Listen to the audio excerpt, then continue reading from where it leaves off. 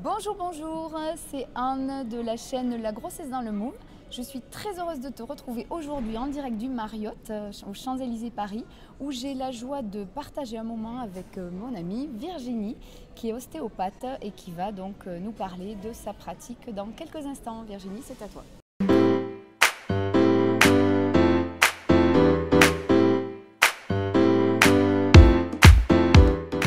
Oui, bonjour Anne, Bonjour Virginie. enchantée, et je suis très ravie que tu m'aies accordé cette interview.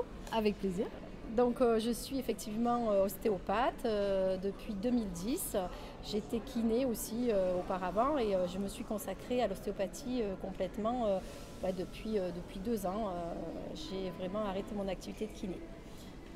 Je fais aussi du décodage biologique, qui est une thérapie un petit peu particulière que pas tout le monde connaît et que je travaille en même temps que mes séances d'ostéopathie et qui apporte un plus dans l'évolution et le traitement des séances. Moi, je suis ostéopathe à Gap, qui est dans la région des Hautes-Alpes. Oh, une jolie région. Une jolie région, voilà. Et c'est la région dans laquelle je suis née. Et, je connais déjà beaucoup de monde puisque j'étais aussi kiné en libéral. Donc voilà, j'ai des très bons retours. Voilà, il faut voir l'ostéopathie comme... il y a plusieurs pratiques dans l'ostéopathie, je pense qu'on le verra Oui. dans tes questions. L'ostéopathie, c'est vraiment une des techniques, il ne faut pas prendre peur du tout parce que c'est vraiment des techniques douces. Normalement, on n'est pas là pour faire craquer, manipuler, tourner les gens dans tous les sens. C'est vraiment un travail de rééquilibration de tout le corps. D'accord, donc dans ta pratique, je suppose que tu vois des femmes enceintes ou peut-être des femmes qui viennent te voir après l'accouchement ou juste avant d'accoucher. Est-ce que tu peux nous décrire plus en détail en fait pour quelles raisons elles viennent te consulter? Tout à fait. Donc effectivement, dans la pratique de l'ostéopathie, on voit beaucoup de femmes enceintes. Ça peut être du début de la grossesse, comme milieu de grossesse, comme fin de grossesse, on va dire 7-8 mois, dernier délai. Mais il n'y a pas un moment précis où on doit dire aux femmes enceintes de venir consulter. C'est vraiment en fonction du symptôme, ce que présente la personne, la patiente. Donc effectivement, dans les symptômes, on peut retrouver des problèmes de nausées, des problèmes de sciatalgie. Peut-être. Oui, voilà, les nausées. Donc surtout les nausées, surtout les premiers mois, puisqu'il y a un grand changement, un grand bouleversement hormonal. Donc est vrai en ostéopathie, on peut le traiter puisqu'on peut travailler sur tout ce qui est organes aussi, sur l'estomac, le foie, tout le système digestif qui peut aider au corps à diminuer ses envies de nausée. C'est magique en fait.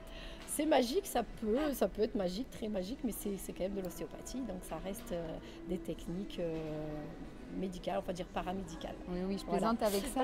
Mais justement, ça me permet de rebondir sur le fait que, donc finalement, est-ce qu'il y a véritablement des contre-indications à venir te consulter lorsqu'on attend un bébé ou lorsqu'on vient d'accoucher? Puisque moi, j'entends autour de moi des dames qui ont peur de venir consulter. Qui ont des craintes. Je les ai toujours rassurées, en tout cas, lorsque je pratiquais ma profession.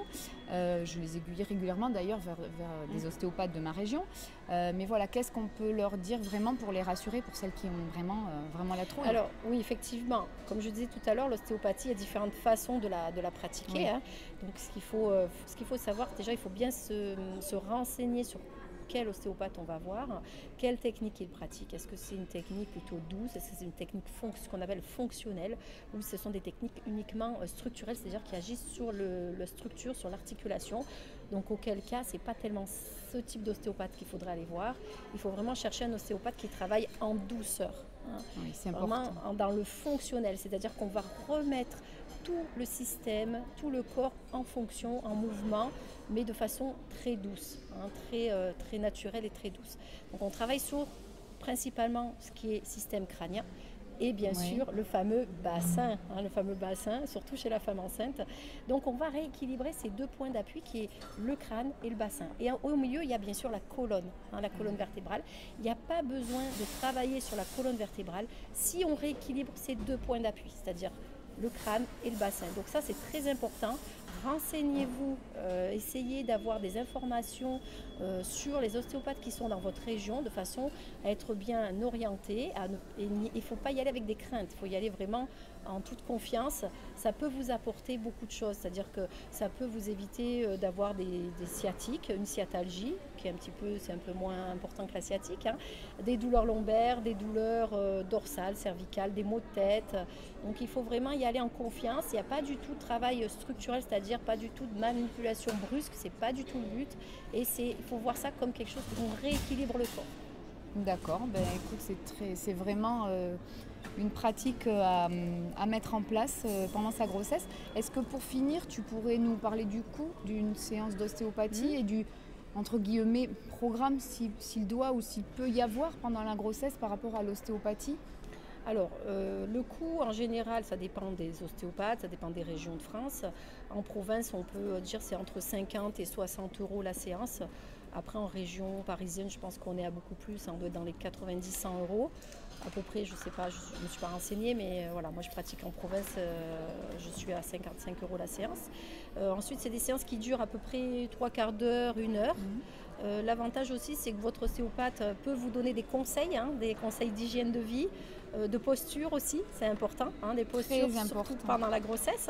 Alors, il n'y a pas de programme attitré, on va dire, il y a vraiment une symptomatologie qui peut faire venir voir l'ostéopathe. Ceci dit, moi, comme je dis à mes patients, pas forcément des femmes enceintes, mais ce que je conseille, c'est de consulter régulièrement son ostéopathe, au minimum 1 fois par an, voire 2 fois par an. Et pareil, quand on est enceinte, même si on n'a pas de symptomatologie spécifique, on peut consulter son ostéopathe en début, en milieu de grossesse. Voilà ce que je peux conseiller. Mais il n'y a pas un programme spécifique. D'accord. Peut-être pour un travail sur le bassin, pour préparer à la naissance, exactement, c'est vraiment préparer à l'accouchement, un lieu important de passage. Exactement, préparer à l'accouchement, expliquer les techniques aussi un petit peu, bon ça c'est le rôle aussi des sages-femmes, de respiratoire, mais des techniques de détente aussi musculaire. Oui, on est en parfaite complémentarité. Exactement, l'ostéopathie peut être un très bon complément au suivi de grossesse. Écoute, merci beaucoup. Donc Virginie. De rien, merci Anne. Avec plaisir. Donc comme vous l'avez donc remarqué, l'ostéopathie est praticable à tout moment de la grossesse, toujours dans un contexte de manipulation douce, hein, comme l'a si bien fait remarquer Virginie. Donc il est important pour vous de bien choisir le praticien chez qui vous allez aller. Déjà vous sentir en confiance, soit ça sera une recommandation, soit vous ne le connaissez pas et n'hésitez pas à lui poser toutes les questions sur sa manière donc, de pratiquer. Et avec ça, vous aurez tous les outils pour vous faire entre guillemets manipuler en douceur. Vous allez pouvoir retrouver Virginie sur son blog équilibrersoncorps.com où elle va pouvoir vous donner donc toutes les astuces et tous les conseils pour, comme elle vous l'a dit tout à l'heure, équilibrer son corps grâce à sa pratique d'ostéopathe et toutes les formations qu'elle a en annexe. Donc si vous avez aimé cette vidéo, pensez donc à liker, abonnez-vous à ma chaîne YouTube et taguez surtout une amie enceinte. Bye bye. Bye bye.